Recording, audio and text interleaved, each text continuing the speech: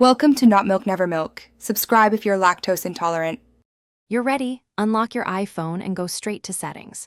Once there, tap Accessibility, then Touch. This is where Apple groups all touch-related controls. You do this because Assistivetouch lives under Touch, and enabling it from here gives immediate access to a floating control. Make sure you're on the main device screen so you can watch the menu change as you tap.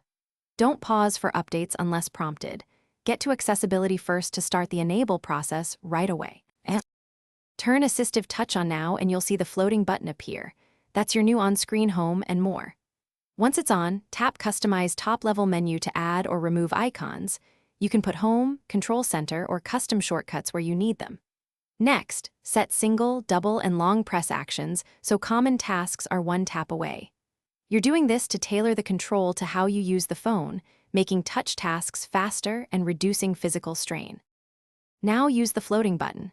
Tap to open the menu and access Home, Notifications, Control Center, or your custom actions. Drag it to any screen edge so it's out of the way but always reachable.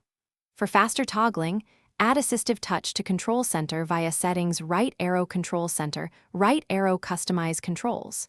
If the button doesn't appear, restart the iPhone, confirm Assistivetouch remains enabled in Accessibility, and